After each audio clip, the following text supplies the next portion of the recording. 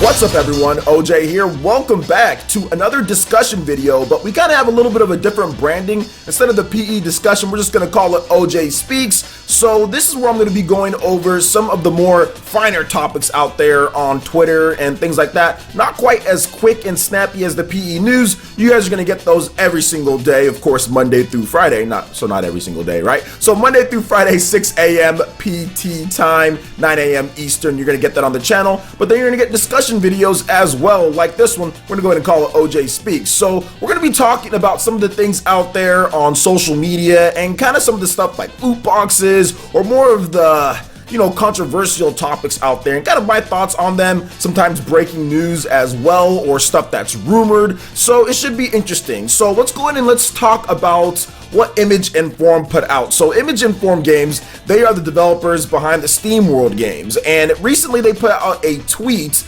about their most recent game, and that is SteamWorld Quest Hand of Gilgamesh. Not Hand of Gilgamesh, like I've been saying completely wrong. It's Hand of Gilgamesh. You guys know I like Final Fantasy, right? That's why I've been saying Gilgamesh this whole time. Shout out to them with the brilliant naming, by the way. Hand of Gilgamesh, a SteamWorld Quest Hand of Gilgamesh. Sorry about that, Image Inform. But recently they put out a tweet talking about SteamWorld Quest because this is a card-based RPG, and this is what they had to say because many people question them about loot boxes and microtransactions and things like that because a card game, obviously, it's ripe for that. And here's what they had to say, which drew some interesting responses. So, quote, "Many of you asked us if SteamWorld Quest will have microtransactions, loot boxes, booster packs, or similar available for actual money. Short answer, no. Long answer, don't even worry about it. It's not that kind of game." And then they also went on to say, think more along the lines of Mega Man Battle Network,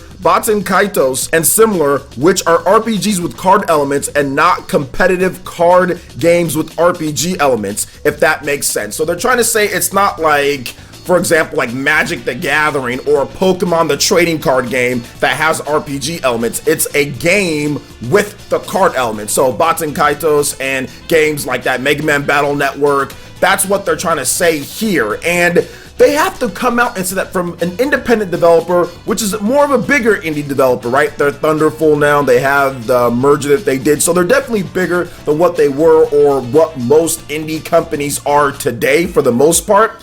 But at the same time, the fact that they had to come out and say this is just absolutely incredible. It's absolutely incredible, and it kind of goes to show you where the gaming industry is. And I want to talk about two different things here. One, with what they had to say about loot boxes and all that, and my little rant about this. And then in addition to that, what they said about Baten Kaitos and everything like that, because they actually put out another tweet that said, yo, our tweet about it being like Baten Kaitos got a lot of attraction, but it's not necessarily like the same type of game. It has some elements, guys, but don't get all crazy like this is going to be like the spiritual successor to Baten Kaitos or anything like that. It's not that. So we're going to go ahead and just get that out of the way, right? Because we don't need to spend too much more time on that. But let's talk about what they had to say about loot boxes and things like that. And it's interesting because I had some conversations on Twitter and some people were saying, oh, well, games like Overwatch, they do them right. There's nothing wrong with it being just cosmetic or something like that. And I'm looking at it like, but loot boxes are not needed. There were RPGs, there were action games, there were shooters, there were everything before loot boxes. Loot boxes were introduced in order to have the form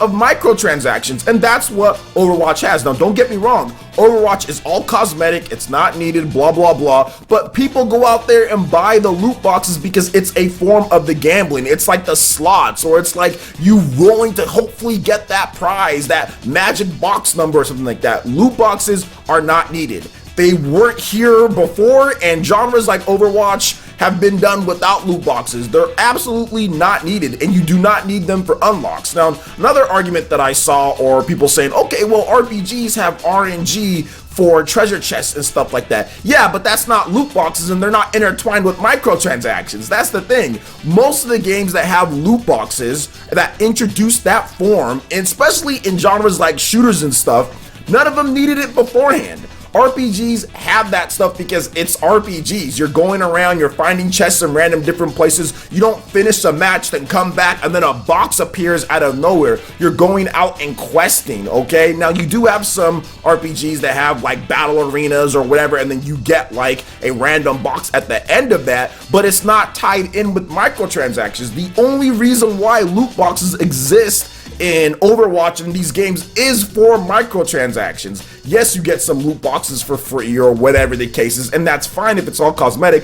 but microtransactions is the main reason why these are here. These games, Overwatch, and these games that use loot boxes and all that, Call of Duty, Blackout, whatever the case is, like all of them can function and operate just fine without the loot boxes. You can be able to have like an unlocked room with question marks, and then as you progress and you get this many kills, you unlock this, or you get this many items, you unlock this, and that would be fine. It wouldn't make the game any more fun or not fun. And in my opinion, I think normal unlocks and kind of putting it that way would be far better than having just some type of random box just plop out of nowhere and say, here you go, here's some random junk inside here. It's not the same as RPGs. It's not the same at all, considering the type of games that they are. So that's kind of my take on it, guys. Loot boxes and microtransactions tied to them can disappear forever, and I would not care at all, and I think the gaming industry would be better for it, but that's just my opinion on the matter. You guys can let me know what you guys think in the comment section below. Alright, and moving on to the next topic here, guys, we do have a rumored release, or pretty much it's going to be happening because a very trusted data miner is out there saying this, and he's saying that version 2.0.0 is going to be going live next week on the Nintendo Switch for Super Smash Bros. Ultimate. And if you watched my streams, I talked about this a few days ago actually, that we were going to be getting a pretty substantial update to Super Smash Bros. Ultimate, and it looks like it is going to be happening with this one here, guys. So exactly what are we going to see with this? What is going to happen with this update? Well, since we're going up from 1.2 or something like that, wherever that we're at, it's going to be a pretty substantial update, and I know that Sakurai kind of hinted at one too in a Famitsu column, I think like a week or so ago. He said that, hey, we're looking at some of the issues that are going on and we're working on it. I think we have it, but you know, give us some more time. So I think that's also what was going down too. You can kind of see that it was coming a bit, but let's talk a little bit about what we could see in this update or the wish list.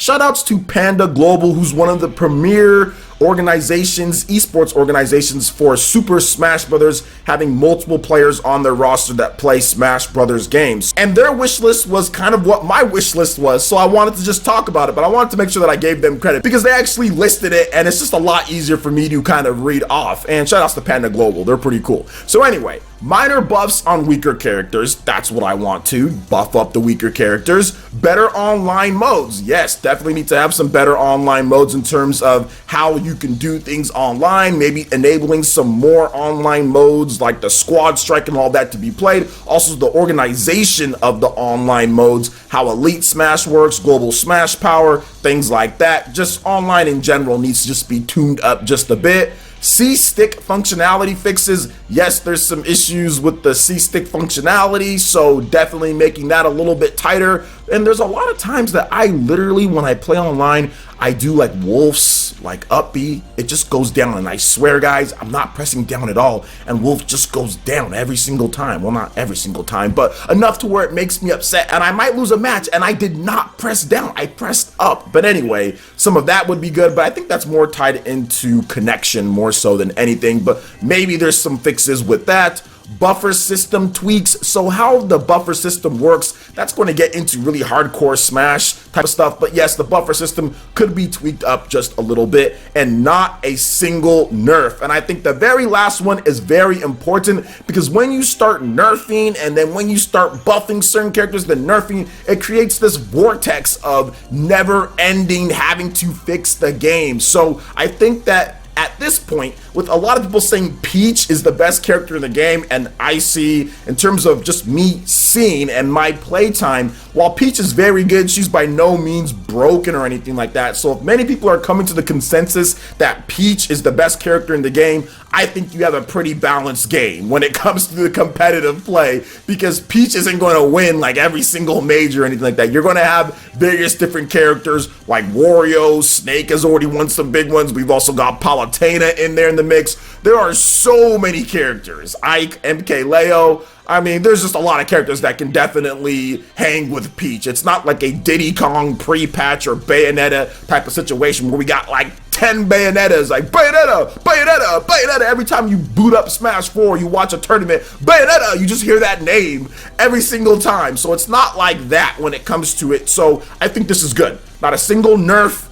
And all of the wish list that they had here, hopefully it comes true, and maybe there's even some more as well. So what do you guys think for Super Smash Bros. Ultimate version 2.0.0? What is your wish list that's actually feasible? Because I already know what some people are going to say, fix the lag from other people. No, you cannot fix somebody else's trash connection. So they're not going to fix people's bad connection, but hopefully they add some like online indicators to see like the other person's connection to know if it's garbage or not. That would be nice. I don't know if it's going to happen though. But anyway, what do you guys think about this? Let me know your thoughts in the comment section below. All right, and moving on to the final topic here, and I don't want to spend too much time on this because I've already talked about it a lot, but shout outs to Daniel Ahmed on Twitter. I might have said his name wrong, his last name, but shout outs to you, my man. He actually had some more data from the NPD, and this is actually very impressive, and I wanted to talk about it. And he discusses the Nintendo Switch's US sales, because we recently got the NPD sales reports, guys, and I had a video on that. Make sure you check it out if you haven't already done so.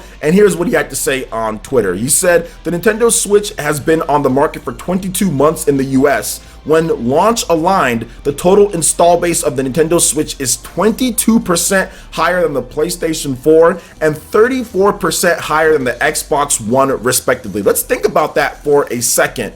Respectively, for the 22 months, the PlayStation 4, which broke so many sales records when it comes to it in the US and of course worldwide, more like Europe, more so than worldwide with like Japan or anything like that, but 22% higher, and then also 34% higher than the Xbox One, 22% higher than the PlayStation 4. That is absolutely phenomenal considering the type of games, when you look at it in the first 22 months, how the third-party support, all of the Call of Duties and the Battlefields and all of that stuff was coming to these systems compared to the Nintendo Switch, literally on the backs of the first-party support like I've talked about. So it's great to see, and I think that once again, 2018 was the proving year for the Nintendo Switch. Can they sell? Can they do well? Of course, with the first party games, but without all of the Legend of Zelda and Splatoon and all that releasing all year, and a ton of third party support, more so than new first party games throughout the year. Can they still sell? And the answer was yes. So I think, to me, that was the proving year for third parties. There shouldn't be a single third party that should say, you know what, maybe we shouldn't release on the Nintendo Switch, or they can't sell, or this won't keep up. This was the year. We saw third parties release on the Switch. They had success. It's time for all the other developers to hop on and bring some content as well, and mainly Western developers, to be honest. But what do you guys think about this here with the sales? Really impressive, is it not? I mean, it's just insane to even think that, but it's happening, guys. This is definitely the second coming for sales like the Nintendo Wii, and I think that they're even reaching more normal core gamers, more so than the Wii was when it comes to it, just because of the type of games that are coming out. But what do you guys think about all the different topics here? I'd love to hear you guys' thoughts in the comment section below. All right, Ninja, that wraps it up for this one here. Go ahead and check out the links in the description below, Facebook and Twitter. Go ahead and give us a like and a follow on our social media. Hit that like button if you did like this video. Lets me know you guys want more content like this going forward in the future, and subscribe to PlayerEssence for latest RPG, Japanese, and Nintendo gaming news, in addition to discussion videos or OJ Speaks just like this. Thank you so much for watching, and we'll catch you guys for the next one. Peace.